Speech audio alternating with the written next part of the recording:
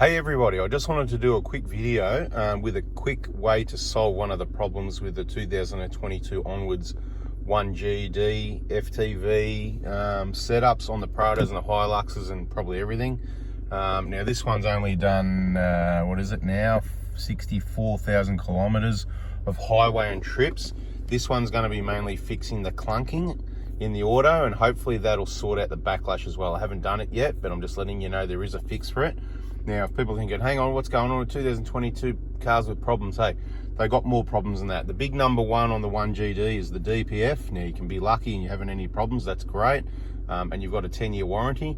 So, beautiful. It's just inconvenience if it happens to you while you're on a trip, even on highway drives. It's happened to people, but let's not go into that. The number two common problem is obviously the timing chain issue, which is a major repair. It's about 3 days. You certainly wouldn't want to own that outside warranty. It's going to cost you a packet, a long list of parts, and lots of labour. And I've decided the number three is the EGR cooler leak. That's where the internal leak and the coolant gets into the engine and writes off the engine. So, as I've mentioned in a few videos lately, within the last week when I was at one of the dealers, I spoke to the parts manager and there was a vehicle there to get an engine replaced. I said, oh, you know, what happened? Well, yeah, I don't know, just getting a new engine, right? So it does happen. Don't think that they're bulletproof. There's a list of problems. Now, they're the probably top three. This isn't a top 10 1GD problems, and why does it happen from the start and so early? And imagine what you've got to put up with later and the expense you've got. Anyway, this is how to fix the clunk. So now the early ones didn't have the clunk. The early ones were just a bit gutless, but they weren't as laggy as the remap. The remap's from 2020 onwards, right? I've said it before, really nice torque on the highway once you're up and running. Awesome transmission shifts. Once you're up and running, it locks in and it pulls, the torque converter stays locked. That's great. But they must have done something in about 2022. I'm not sure exactly where it starts, but ours is a bit over about 2.5 years old now. January, what are we at? January 22.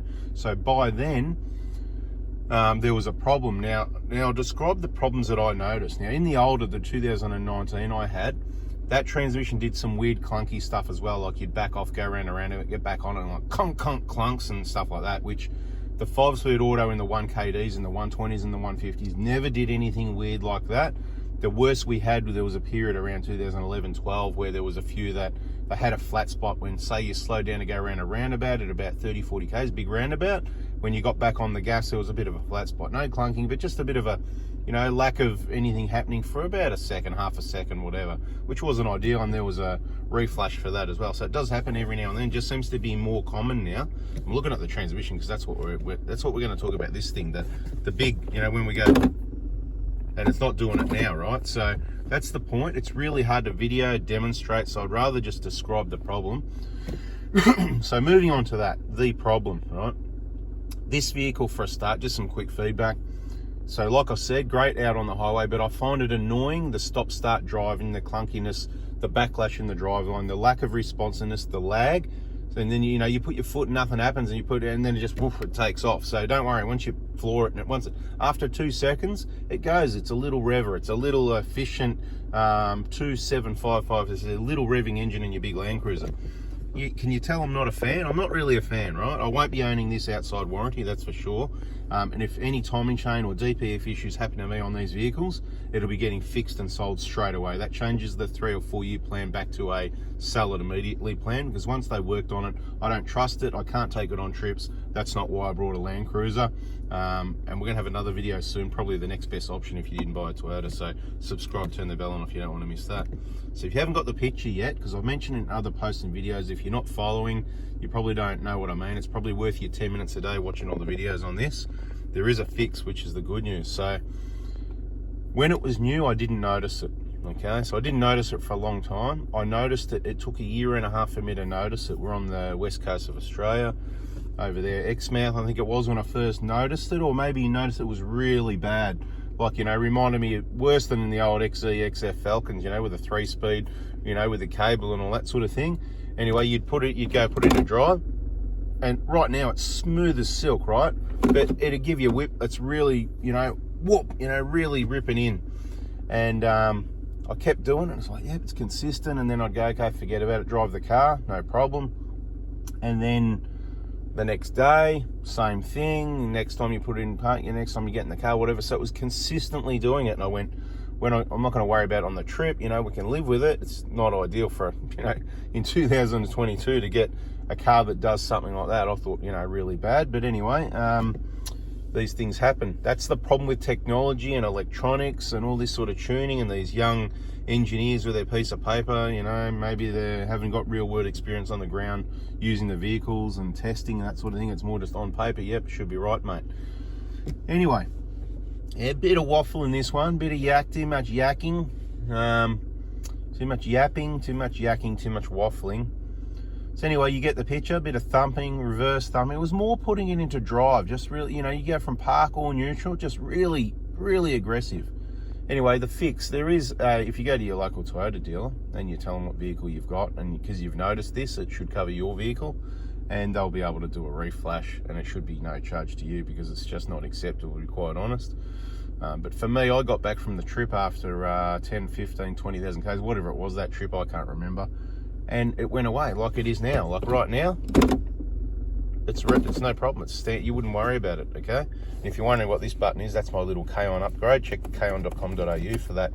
So then when you put the car on the hoist and you switch the engine off, you can just easily pop it into neutral to move it around, and other jobs like that. Anyway, that's your answer. You can get an update. So because, yeah, there was certainly a problem.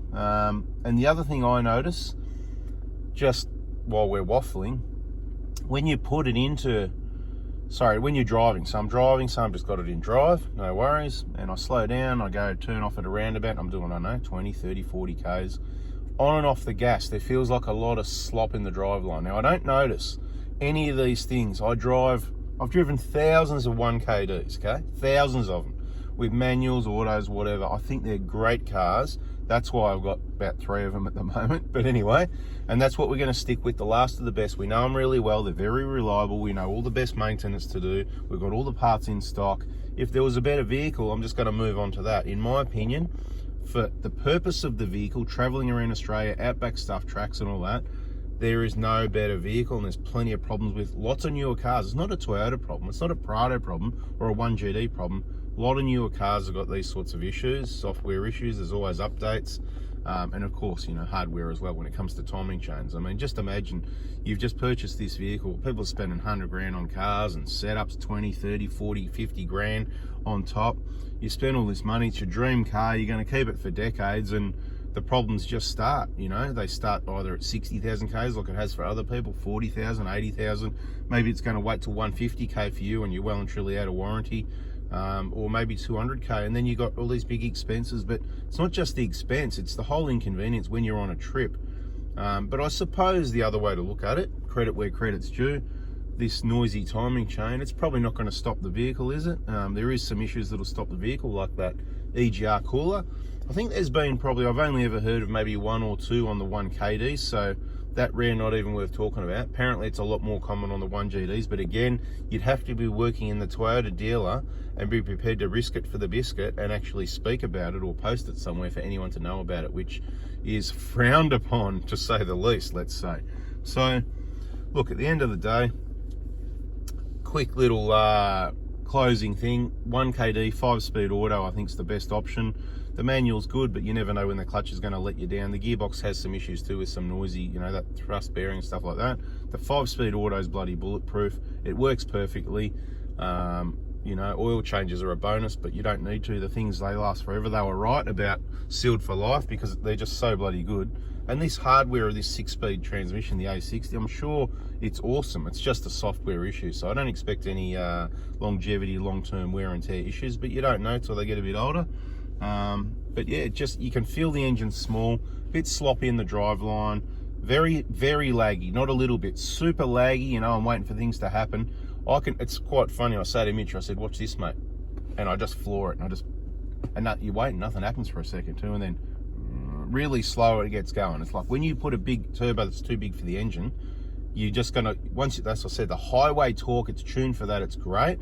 So if you want one for towing, you know, you got 2 tons to tow around or something like that, I think it's a great car. But as long as you're prepared to deal with, and you won't notice it till you own it, like this harsh, the transmission, I didn't finish saying, it was really harsh. We came back from the trip and it sort of seemed to fix itself. So I went, oh, whatever, you know, but it's come back again, and it's on and off. It's intermittent, you know, so it's hard to show the dealer. So just go in and say to the dealer, look, I've had this issue where it's really harsh putting into drive at times, and I've heard there's a software update. Can you please complete that for me? And that'll solve the problem, hopefully, you know. And they'll hopefully be able to look it up, and they might give you looks like, where did you get this information? Who told you that? And all that and whatever, because maybe, I don't know. Anyway, get it done. All the best. Hopefully that solved your problem. I know it was a long bit of yapping, yap, but there's a bit of info in there and might help you decide what vehicle you want to buy or not. Catch you later. See ya.